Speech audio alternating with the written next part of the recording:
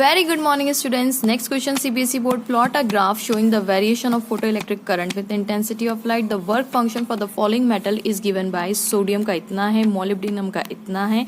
Which of these will not give the photoelectric emission from a radiation of wavelength 3300 Armstrong, मतलब 3300 Armstrong from a laser beam? What happens if the source of the light is brought closer? है ना, question तो काफी easy है लेकिन अच्छा concept है. So I decided to take it. देखिए यहाँ पे ये हमारे पास हम लोगों को सबसे पहले plot a graph showing photo electric current and intensity. तो ये हमारे पास यहाँ पे मैंने फोटो इलेक्ट्रिक करंट ले लिया, ठीक है, और यहाँ पे क्या ले लिया मैंने, इंटेंसिटी ले ली. ठीक है, कहने का मतलब है आप जैसे जैसे इंटेंसिटी बढ़ाते जाएंगे वैसे वैसे फोटो इलेक्ट्रिक करंट भी बढ़ता जाएगा. अब ये तो बहुत सिंपल सी बात है, बुक में भी दिया हुआ, इसमें क्या नया था. तो आप एक चीज याद रखिए, फोटो इलेक्ट्रिक करंट जो है वो कब इंक्रीज होता है, जब नंबर ऑफ इलेक्ट्रॉन्स पर सेकंड इंक्रीज हो, यानी नंबर ऑफ इलेक्ट्रॉन इंक्रीजेस. ठीक है, यानी नंबर ऑफ चार्ज, जितनी कम टाइम में अगर ज्यादा चार्ज ट्रांसफर हो गए तो करंट भी ज्यादा बढ़ जाएगा. हाँ, पर सेकंड. Got the point. तो इसको हम बोलते हैं, कहने का मतलब है इंटेंसिटी बढ़ाने से नंबर ऑफ इलेक्ट्रॉन्स पर सेकंड इंक्रीज होते हैं. तो जैसे जैसे आप इंटेंसिटी बढ़ाते जाएंगे वैसे वैसे फोटो इलेक्ट्रिक करंट बढ़ता जाएगा. मैंने इन मतलब फोटो इलेक्ट्रिक करंट, इंटेंसिटी और फ्रीक्वेंसी पे काफी वीडियोस बनाए, तो मैं डिस्क्रिप्शन बॉक्स में इसकी लिंक जरूर डालूंगी, आप जरूर चेक कीजिएगा. तो आपको डिफरेंस थोड़ा भी अगर मतलब ऐसा कंफ्यूजन होगा ना क्या होता है डिफरेंस इंटेंसिटी वर्सेस फ्रीक्वेंसी, तो आपको बिल्कुल क्लियर होगा वो. ठीक है, फिलहाल इस क्वेश्चन पे आते हैं. तो पहले तो हम ये वाला सॉल्व करते हैं, which of this will not give photo. मैं इस पे वापस आऊंगी, हाँ, डोंट वरी. अभी मैंने थोड़ा छोड़ा हुआ है क्योंकि मैं यहाँ पे इसको कंप्लीट करूंगी, कंबाइन करूंगी इस क्वेश्चन को.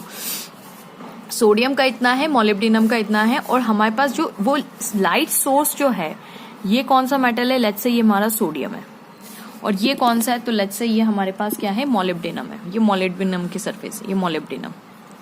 तो हम कौन सी 3300 एमस्ट्रॉन्ग की डाल रहे हैं, 3300 एमस्ट्रॉन्ग यानी 3300, ये 3300 एमस्ट्रॉन्ग की डाल रहे हैं. इसकी वेवलेंथ कितनी है, 3300 एमस्ट्रॉन्ग. इसकी वेवलेंथ दोनों पे डाल रहे हैं ना, दोनों की सरफेस पे डाल रहे हैं. 3300 एमस्ट्रॉन्ग की क्या है, वेवलेंथ, ये हम डाल रहे हैं. ऑफकोर्स वेवलेंथ और एनर्जी का काफी अच्छा रिलेशनशिप है. हम जानते हैं कि E equals to H nu होता है, और इसकी जगह C बाई लैम्डा भी लिख सकते हैं ना, तो ये है रिलेशन. तो कहने का मतलब है वो लोग कह रहे हैं कि हमने इस लेजर बीम से इतनी एमस्ट्रॉन्ग वाली वेवलेंथ डाली है, क्या होगा, क्या फोटो इलेक्ट्रिक कौन किस में होगा किस में नहीं होगा, तो हमें निकालना है. तो सबसे पहले हम बात करते हैं सोडियम की. सोडियम का जो वर्क फंक्शन उन्होंने फाई दे के रखा है, फाई से डिनोट करते हैं, which is equals to 2.75 EV होता है. अब स्टूडेंट्स यहाँ पे मैं EV और इसके बीच में थोड़ा सा डिस्कस कर लूँ. अगर आपको पता है ना तो थोड़ा सा वीडियो फॉरवर्ड कर दीजिएगा आप, ठीक है, और जिसको नहीं पता है वो देख लीजिए. यहाँ पे 1 EV का मतलब क्या होता है, 1 EV का मतलब होता है 1.6, इस E की जगह में 1.6 इंटू 10⁻⁻19, और ये हो गया जूल में कन्वर्ट. होता क्या है ये E क्या है, चार्ज इंटू वोल्टेज. तो Q इंटू V क्या होता है, वर्क डन ही तो होगा, वो work done per unit charge is nothing but potential.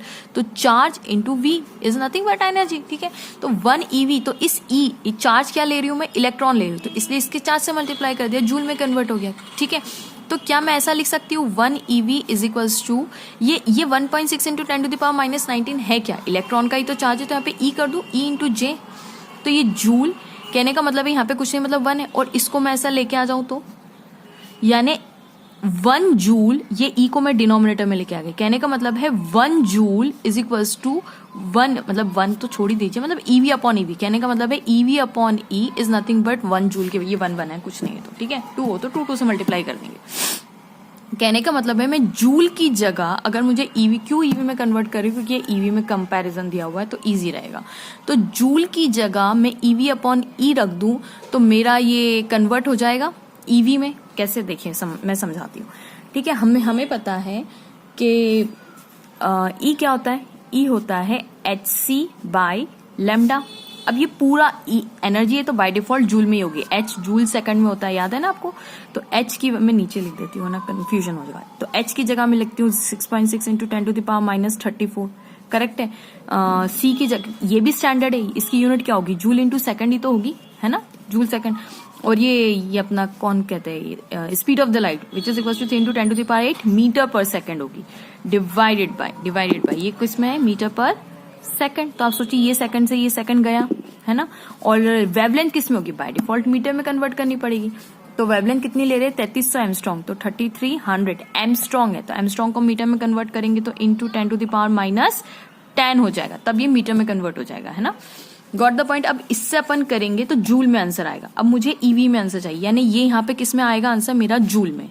तो क्या इस जूल की जगह में ईवी अपॉन ई कर दूं, तो देखिए यहाँ पे इसको भी हम हाथों हाथ हटाते नहीं, रुक जाइए अभी। तो 6.6 into 10⁻⁻34 into 3 into 10⁸ divided by, देखिए यहाँ पे अगर ये मीटर में कन्वर्ट हो गया तो ये मीटर से ऊपर वाला मीटर गया तो पूरा के पूरा जूल में बचा, है ना। ये मीटर में हो गया तो ये मीटर से ये मीटर गया तो टोटल जूल में ही कन्वर्ट हो गया, है ना। तो 3300 इंटू 10⁻⁻10। अब मैं जूल की जगह लिखती हूँ ईवी अपॉन ई, ठीक है, ये मल्टीप्लाई में। अब ई की जगह में वैल्यू, अब मुझे ईवी तो चाहिए, ईवी को मत रखिएगा यहाँ पे, नहीं रखना अपने को, नहीं वो तो कट ही जाएगा ना। हमें ईवी की जगह तो रहने ही देना है, क्योंकि हमें ईवी में आंसर चाहिए। लेकिन इस ई की जगह में रख सकती हूँ 6.6 into 10⁻⁻34 into 3 into 10⁸ divided by E की वैल्यू रख दूं। इसीलिए तो कहते हैं जूल से अगर ईवी में कन्वर्ट करना तो कुछ नहीं करना है आपको, 1.6 इंटू 10⁻⁻19 से क्या करना है, मल्टीप्लाई कर देना है। देखिए डिवाइड कर देना है। तो देखिए मैंने इस पूरे को इससे डिवाइड कर दिया तो आंसर किस में कन्वर्ट हो गया, ईवी में। ये ईवी एज इट इज, ठीक है। अब चलिए फटाफट सॉल्व करते हैं। ये डेसिमल से ये डेसिमल कट आउट। अब ये कितना हो जाएगा, 11 6 और ये हो जाएगा 11 3, ठीक है। 2 3 6, सॉरी 3 से काट देते हैं ना, तो 3 2 6 और 300, ठीक है। अब ये 2 1 2 और ये आ जाएगा 2 8, मतलब टोटल आंसर मेरे पास कितना बच गया, 3/8 इंटू, अब ये देखिए सारे अब टेंस की बारी, -34 + 8 बेस से में पावर ऐड। अब ये -10 ऊपर जाके क्या हो जाएगा, +10 हो जाएगा। ये -19 ऊपर जाके हो जाएगा +19। अब देखिए यहाँ पे भी 2 0 है, तो ये 2 0 ऊपर जाके कितने हो जाएंगे, -2। यानी इतने सबको आप कैलकुलेट कर लेंगे तो आपका आंसर आ जाएगा। तो ये 3/8 कितना होता है, 0.375, है ना। डिवाइड करेंगे, डिवाइड कर लीजिएगा, है ना, मतलब 8 डिवाइडेड बाई 3, पॉइंट लगाया, 0 बढ़ाया, कितना होता है, 8 3 24, है ना। फिर 0 बढ़ा दिया, 8 7 56 और 8 5 40, ठीक है। तो 0.375 मल्टीप्लाई बाय, अब इस पूरे को अगर आप करेंगे तो 10 टू द पावर आ जाएगा आपका प्लस का 1 आ जाएगा, ठीक है। -34 -2 -36 और ये पूरा के पूरा आ जाएगा 37। इसको करेंगे तो 37 +1 ही बचा, ठीक है। इसको हम, ये +1 है तो एक डेसिमल यहाँ शिफ्ट कर लेते हैं तो हमारा आंसर कितना हो जाएगा, 3.75। ये हट गया यहाँ से क्योंकि ये यहाँ पे शिफ्ट हुआ गया डेसिमल। ये आंसर आ गया आपका ईवी, और ईवी तो चल ही रहा था, ये ईवी तो यहाँ पे चल ही रहा है, ये ईवी तो चल ही रहा है। इसका मतलब आपकी एनर्जी किस में आ गई, आपकी एनर्जी किस में आ गई, E = 3.75 EV। ये किसकी, जब आपने कितनी वेवलेंथ यूज की, 3300 एमस्ट्रॉन्ग अगर आप यूज करें तो वो इतनी एनर्जी की इतनी एनर्जी की ये वेवलेंथ है। ये वेवलेंथ कितनी एनर्जी की है, 3.75 EV। गौर से देखिए, इसको हमने कन्वर्ट किया तो 3.75 EV आया। अब मुझे बताइए, ये जो सोडियम मेटल है इसका वर्क फंक्शन उन्होंने कितना देके रखा है, इसका वर्क फंक्शन उन्होंने देके रखा है 2.75। ये मोलिब्डेनम है, इसका वर्क फंक्शन इन्होंने कितना देके रखा है, इन्होंने देके रखा है 4.175 EV, ठीक है। अब इस पे थोड़ी सी बात कर लेते हैं, सोडियम पे पहले बात करेंगे। तो सोडियम पे अगर हम बात करना चाहें तो एनर्जी जो है, जो हमारी जो वेवलेंथ की एनर्जी है उसको मैं ई नाम दे रही हूँ, और जो इसकी सोडियम के तो उसको वर्क फंक्शन में φNA नाम दे रही हूँ, जो कि कितना बताया जा रहा है, 2.75 EV के बराबर है। Got the point, 2.75 EV। तो क्या हमारी एनर्जी इसके वर्क फंक्शन से ज्यादा है, हाँ है, मतलब हमने ज्यादा दिए, यानी यहाँ पे क्या होगा, ये सोडियम की हमारी मेटल है, इसमें जो एनर्जी आ रही है, जो हम फ्रीक्वेंसी डाल रहे हैं hν which is equals to E, वो किसके बराबर है, 3.75 EV के बराबर है। और इसका मिनिमम, मतलब ये मिनिमम से मिनिमम जो आपको फ्रीक्वेंसी, जो एनर्जी चाहिए वो कितनी चाहिए इसके लिए, 2.75 EV। तो इससे तो ज्यादा ही दे रहे हैं, तो हाँ इलेक्ट्रॉन क्या होंगे, इजेक्ट आउट हो जाएंगे। तो इसमें फोटो इलेक्ट्रिक एमिशन होगा, यस बिल्कुल होगा। अब सेकंड वाला photo electric emission, yes, photo electric emission, yes. Yes, है ना। अब मोलिब्डेनम की बात करते तो मोलिब्डेनम का वर्क फंक्शन, मोलिब्डेनम का वर्क फंक्शन कितना है? Molybdenum is equals to 4.175, right, 4.175 EV है। तो क्या हमारी एनर्जी जो है वो मोलिब्डेनम के वर्क फंक्शन से अब मिनिमम उसको इतनी तो चाहिए ही ना, लेकिन आप तो उससे कम दे रहे हैं, तो वो बेचारा कैसे एडजस्ट करेगा ना, वो कहेगा नहीं। तो यहाँ पे ये मोलिब्डेनम की सरफेस है हमारी, और आप जो एनर्जी डाल रहे हैं H nu which is equals to E which is equals to 3.75 EV, और इसका मिनिमम से मिनिमम वर्क फंक्शन कितना बता रहे हैं? 4.75 EV which is less. So no photo electron नहीं एब्जॉर्ब ही नहीं करेगा, वो कहेगा नहीं इतना मिनिमम थोड़ी ना, मुझे मिनिमम इतना तो चाहिए ही चाहिए। सो इसमें फोटो इलेक्ट्रिक एमिशन होगा no photo electric emission, no photo electric emission. Okay, अच्छा, अब दूसरा क्वेश्चन वो पूछ रहे हैं, ये तो हमने बता दिया। What happens if the source of laser beam is brought closer? अब समझिएगा, ये मेरी सोडियम की सरफेस है। पहले मैं पूरा सोडियम पे ही बात करती हूँ, है ना। ये सोडियम की सरफेस है, सोडियम की सरफेस से क्या हो रहा है? यहाँ पे आ रहा है इलेक्ट्रॉन्स, क्या हो रहे हैं? इजेक्ट आउट हो रहे हैं, ठीक है। तो यहाँ पे इन्होंने क्या बोला कि अब लेजर बीम मान लीजिए पहले यहाँ पे रखी हुई थी, मान लीजिए ये लेजर है हमारी, ये लेजर लाइट है, ये पहले यहाँ रखी हुई थी, और यहाँ थोड़ी सी दूर से हम चलो यहाँ रख देते हैं ना, क्योंकि लाइट यहीं से आ रही है। तो ये हमारी लेजर बीम है जो यहाँ से शूट हो रही है, और यहाँ से, लेकिन अब इसका डिस्टेंस क्या कर दिया है? क्लोज कर दिया गया। अब यहाँ मान लीजिए लेके आ गए, डिस्टेंस लेस कर दिया गया, इस लेजर को यहाँ से लेके हम यहाँ पे लेके आ गए। अब अगर क्लोज करेंगे तो क्या होगा? तो क्या होगा, इसका आंसर मैं थोड़ा सा समझाने की कोशिश करती हूँ। देखिए एच न्यू क्या है? आपका मेन रेडिएशन जो आप दे रहे हैं, विच इज इक्वल्स टू पहले थोड़ा सा वर्क फंक्शन, और अगर बचा हुआ उसके बाद होगा तो क्या होगा? काइनेटिक एनर्जी उसकी बढ़ाएगा, समझिएगा। तो एच न्यू मेरे पास कितना है? 3.75। इसका मिनिमम वर्क फंक्शन कितना है? 2.75। तो ऑफकोर्स आप इसमें से माइनस करेंगे तो आपको काइनेटिक एनर्जी मिल जाएगी। तो 3.75 minus 2.75 which is equals to its kinetic energy के बराबर। तो हाँ, काइनेटिक एनर्जी कुछ ना कुछ तो आएगी, which is equals to 1 EV के बराबर आ जाएगी। ये अब उसके पास काइनेटिक एनर्जी। अब इमेजिन कीजिए इस सरफेस पे 5 इलेक्ट्रॉन है, 5 इलेक्ट्रॉन है। तो इसका क्या मतलब है कि काइनेटिक एनर्जी इसके पास 1 EV है। तो जब लेजर लाइट यहां थी, इस फर्स्ट वाली पोजीशन पे थी जब लेजर लाइट, तब भी इनके पास इतनी एनर्जी थी। करेक्ट बात है ना, जब लेजर लाइट यहाँ पे थी, ये यहाँ पे रेडिएशन डाल रहा था, तो उसके पास एनर्जी तो इतनी थी 1 EV। यानी अभी मान लीजिए अगर आप उसके खाली वर्क फंक्शन आप इक्वल कर देते 2.75 के बराबर, मतलब इमेजिन कीजिए, जस्ट इमेजिन करना है, हाँ, इमेजिन कि एच न्यू की वैल्यू अगर 2.75 के ही बराबर होती तो काइनेटिक एनर्जी कुछ होती क्या? नहीं, मतलब वो उसके पास अभी इतने वर्क फंक्शन पे उसकी स्पीड मान लीजिए 5 मीटर पर सेकंड की रफ्तार से इलेक्ट्रॉन ये भाग रहे थे। अब आपने काइनेटिक एनर्जी बढ़ा दी तो क्या मतलब है कि जो इलेक्ट्रॉन अभी 5 मीटर पर सेकंड की रफ्तार से भाग रहे हैं कितने मिनिमम वर्क फंक्शन पे, अब उनके पास इतनी काइनेटिक एनर्जी एक्स्ट्रा है। तो काइनेटिक एनर्जी मतलब हाफ ऑफ mv स्क्वायर, मतलब क्या किया आपने उसकी वेलोसिटी बढ़ा दी। तो अब मान लीजिए यही इलेक्ट्रॉन जो 5 मीटर पर सेकंड से भाग रहे थे, अब मान लीजिए वेलोसिटी बढ़ाने पर कितनी 1 EV की आपने एनर्जी बढ़ा दी, तो अब उसकी स्पीड कितनी हो गई होगी? 10 मीटर पर सेकंड होगी। तो भाग तो 5 ही रहे ना, बस पहले वो 5 मीटर, अब पहले वो प्लस से माइनस तक जाने में 5 मीटर पर सेकंड, मतलब 5 मीटर पर सेकंड, 5 मीटर 1 सेकंड में खाली 5 मीटर कवर कर पाते थे। अब कितना कवर कर पा रहे? 10 मीटर पर सेकंड, मतलब 1 सेकंड में 10 मीटर चले जाते हैं। तो आप सोचे आपने एनर्जी बढ़ाई, मतलब इलेक्ट्रॉन की स्पीड अप कर दिया आपने उसको। क्या नंबर ऑफ इलेक्ट्रॉन्स बढ़ाए आपने? नहीं बढ़ाए। आपने नंबर ऑफ इलेक्ट्रॉन्स बढ़ाए। याद रखिए नंबर ऑफ इलेक्ट्रॉन्स क्या होता है? जब ये लेजर यहाँ पे था, मैं इस फर्स्ट पोजीशन की बात कर रही हूँ, हाँ, तो करंट क्या होता है? Number of charge per unit time.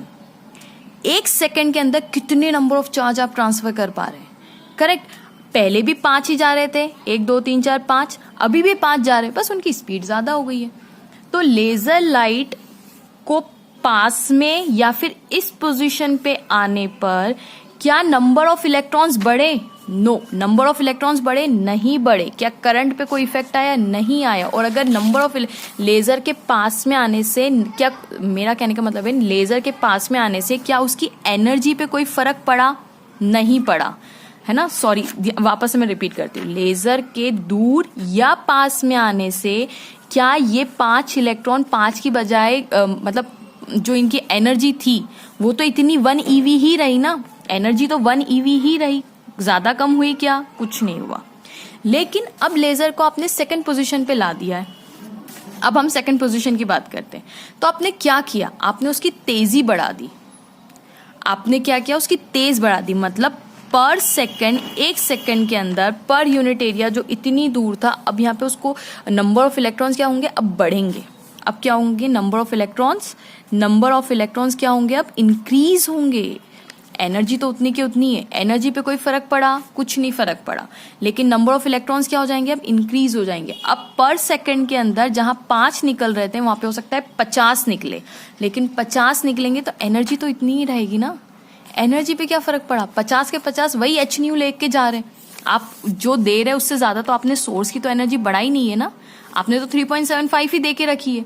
तो एनर्जी बेचारा एक्स्ट्रा कहां से लाएगा? लेकिन आपने क्या किया? नंबर ऑफ इलेक्ट्रॉन्स बढ़ा दिए। और नंबर ऑफ इलेक्ट्रॉन्स बढ़ेंगे तो क्या बढ़ेगा? करंट बढ़ेगा। यानी आपने क्या किया? आपने उसकी इंटेंसिटी बढ़ा दी, इंटेंसिटी इंक्रीज की। और इंटेंसिटी करंट से रिलेशन में। तो यानी आपने क्या किया? नंबर ऑफ इलेक्ट्रॉन्स इंक्रीज करने से आपके करंट इंक्रीज हो गया। मैं एक और एग्जांपल देके समझाती हूँ, शायद आपको इसमें कंफ्यूजन हो रहा होगा, लेकिन मैं एक और जो हमेशा मैं एग्जांपल देती हूँ। मान लीजिए सूरज है ना। अभी इस कागज को अगर आपको जलाना है तो नहीं जला पाएंगे। क्यों? क्योंकि सूरज के अभी मान लीजिए इसके पर यूनिट एरिया पे ये 1 रे आ रही है, ये 2 रे आ रही और ये 3 आ रही है, तो इससे कागज नहीं जलेगा। लेकिन वही आप ये काम करें कि ये सूरज है और इसके बीच में आप रख दीजिए कॉन्वेक्स लेंस और फिर कागज रखिए। अब क्या हुआ? अब इस पर यूनिट, अब इतने से डॉट पे, यहाँ पे अगर आपको ये वाला पॉइंट जलाना है तो यहाँ पे खाली एक ही रेडिएशन आ रहा था सूरज का। लेकिन अब क्या होगा? ये इसको कन्वर्ज करेगा। अब कन्वर्ज करने से हुआ क्या? जहां पे 3 एक ही रेडिएशन आ रहे थे वहां पे 3 रेडिएशन आ रहे हो। रेडिएशन का मतलब number of photons, packets, right. अब यही चीज आप करंट के फॉर्म में समझेंगे तो आप सोचिए कि यहाँ पे खाली 1 इलेक्ट्रॉन एक टाइम पे आ रहा है, यहाँ पे 1 इलेक्ट्रॉन आ रहा है, यहाँ पे 1 इलेक्ट्रॉन आ रहा है। तो यहाँ पे अब 1 per unit second, 1 second per unit area में कितने इलेक्ट्रॉन्स आ गए? अब 1 2 3 4 इलेक्ट्रॉन एक साथ आके बम्बार्डमेंट कर रहे हैं। इसीलिए कागज क्या होगा? जलेगा। क्या सूरज की रेडिएशन थी ना, सूरज की रेडिएशन मान लीजिए h है, तो हर इलेक्ट्रॉन की रेडिएशन, हर इलेक्ट्रॉन की एनर्जी तो फिक्स है। सूरज तो पहले भी वही था, वही फ्रीक्वेंसी दे रहा था, अभी भी वही फ्रीक्वेंसी दे रहा है। क्या सूरज की फ्रीक्वेंसी चेंज हुई? नहीं चेंज हुई। इलेक्ट्रॉन को जो एनर्जी पहले मिल रही थी अभी भी वही मिल रही, क्योंकि फ्रीक्वेंसी एनर्जी से रिलेशन में। क्या हर इलेक्ट्रॉन की एनर्जी बढ़ी? नहीं, सबको h मिल रहा था ना। लेकिन अब क्या हुआ? आपने उसकी इंटेंसिटी बढ़ा दी। आपने इस पॉइंट पर पहले एक ही इलेक्ट्रॉन बेचारा आ रहा था तो एक कागज को नहीं जला पा रहा था। लेकिन अब आपने क्या किया? आपने एक इतने से हिस्से पे आपने 4 इलेक्ट्रॉन को लाके खड़ा कर दिया। एनर्जी वही थी, हाँ वही थी, हर इलेक्ट्रॉन के पास h एनर्जी है, लेकिन आपने number of electrons per unit area, per unit time आपने इंक्रीज कर दिया, जिसकी वजह से कागज क्या हुआ? जलने लग गया। तो इंटेंसिटी, तेजी, आप सोचिए कि अगर हमारे पास कोई लाइट है, लाल कलर की लाइट, अगर दूर रखी हुई हमें पता नहीं चलेगा, लेकिन जैसे हमारे पास में आएगी तो हमारे गाल जलने लग जाते हैं। सूरज अगर दूर है तो हमें पता नहीं चलेगा, लेकिन जैसे हमारे सर पे आता है तो हमें गर्मी महसूस होती है। क्यों? क्योंकि उसकी इंटेंसिटी बढ़ जाती है। फ्रीक्वेंसी तो वही है, रेडिएशन तो वही है। तो कहने का मतलब इस क्वेश्चन का आंसर क्या होना चाहिए कि हाँ, अगर आप लेजर लाइट को पास में लाते तो आंसर क्या होगा? सोडियम के नंबर ऑफ इलेक्ट्रॉन्स क्या होंगे? इंक्रीज होंगे, जिसकी वजह से इंटेंसिटी बढ़ेगी, और इंटेंसिटी बढ़ेगी तो क्या बढ़ेगा? इंटेंसिटी बढ़ेगा तो क्या बढ़ेगा? करंट भी इंक्रीज हो जाएगा। याद रखेंगे। क्या मोलिब्डेनम पे कोई फर्क पड़ा इसका? क्या मोलिब्डेनम पे तो कुछ नहीं होगा। नो इफेक्ट ऑन मोलिब्डेनम पे आप क्या लिखेंगे? No effect. क्यों? क्योंकि उसका सबसे पहले तो फोटो इलेक्ट्रिक इफेक्ट ही नहीं हो रहा है। फोटो इलेक्ट्रिक इफेक्ट होगा उसके बाद तो हम बात करेंगे नंबर ऑफ इलेक्ट्रॉन्स की। इसमें तो फोटो इलेक्ट्रिक इफेक्ट ही नहीं हो, मतलब उसकी तो मिनिमम फ्रीक्वेंसी ही नहीं दे पा रहे, तो इलेक्ट्रॉन्स ही नहीं इजेक्ट आउट हो रहे, तो आप तेजी गर्मी तो इसको कोई फर्क ही नहीं पड़ना है। ठीक है। सो होप स्टूडेंट्स आपको ये वीडियो पसंद आया होगा। Please don't forget to like, subscribe and share my channel. Thank you so much for watching.